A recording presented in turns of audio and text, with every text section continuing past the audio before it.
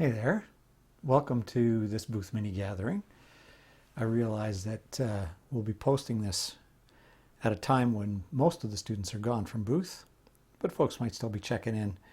And I had something I wanted to do and didn't quite get to before grad weekend, so I'm going to do it.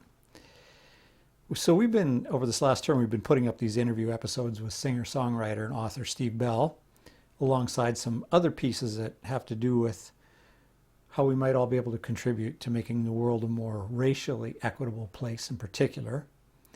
And in the middle of all of that, towards the end of the term, I got a batch of new song videos from Jessica McKenzie, who it would seem has spent at least part of the lockdown honing her ukulele chops, which is pretty great.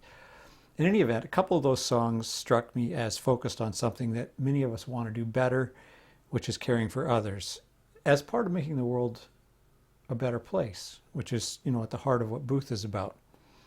So what I thought we'd do is get Jess to kick us off with a song called For the One, and then I want to reflect a little bit on what Yoda, Taylor Swift, Martin Luther King Jr., and Jesus had to say about some of that, and then Jess is going to bring us home with another tune. All right, here we go.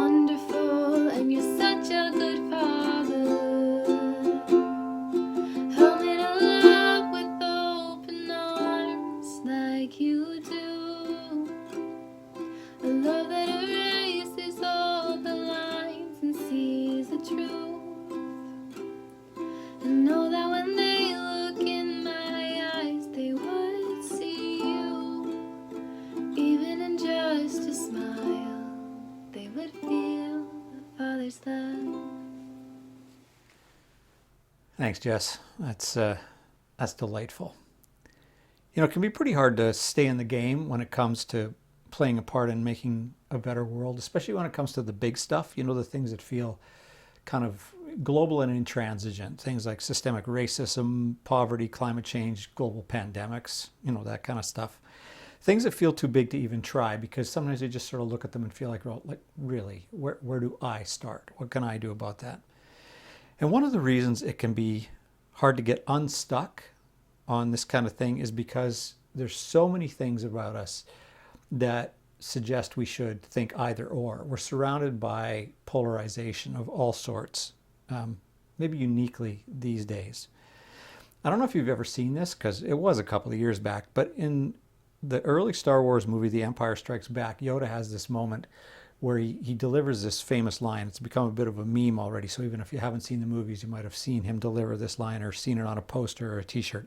He says, "Do or do not. There is no try." Do or do not. There is no try. In our culture, there's a myriad ways that we are influenced to think either or. We have phrases, contrasts like pass, fail, do not, as we just talked about, believe, don't believe.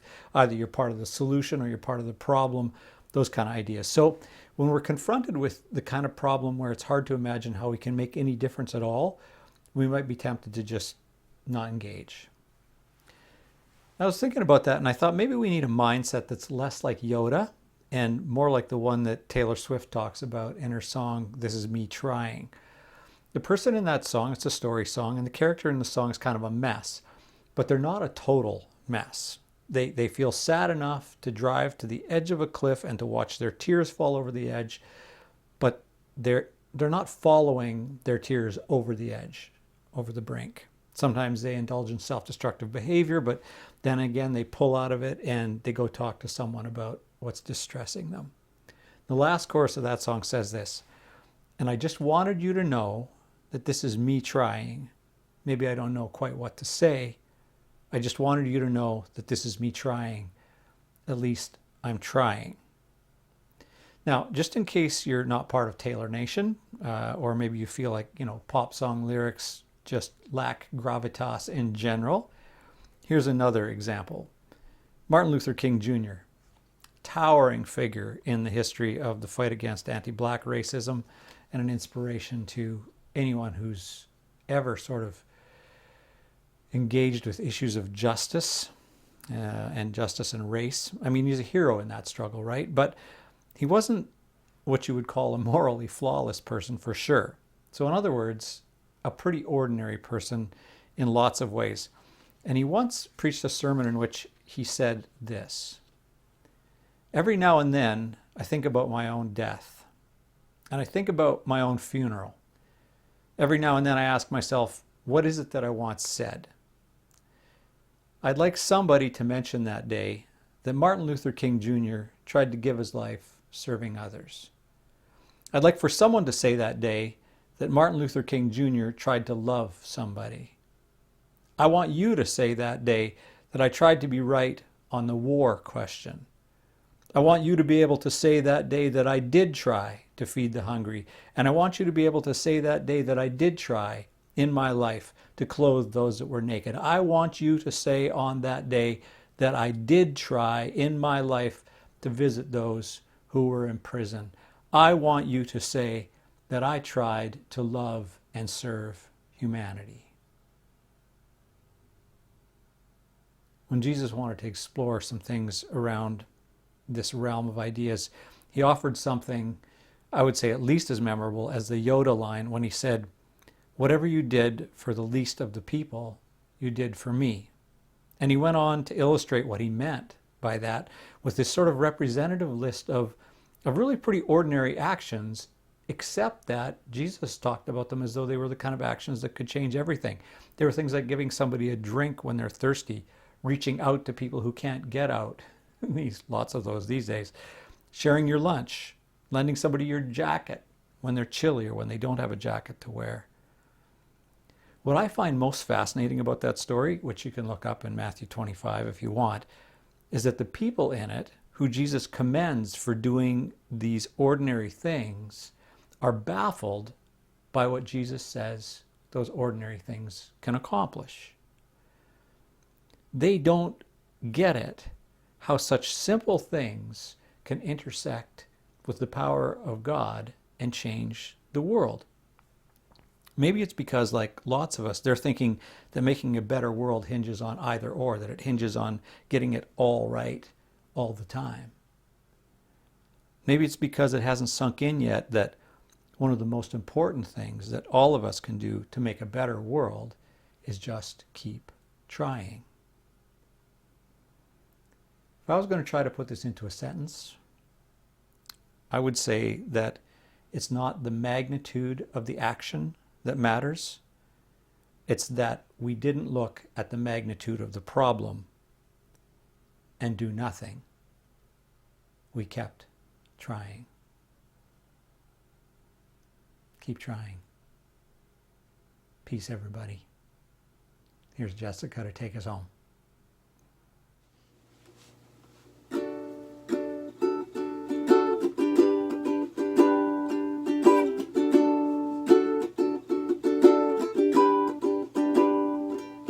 When darkness tries to roll over my bones,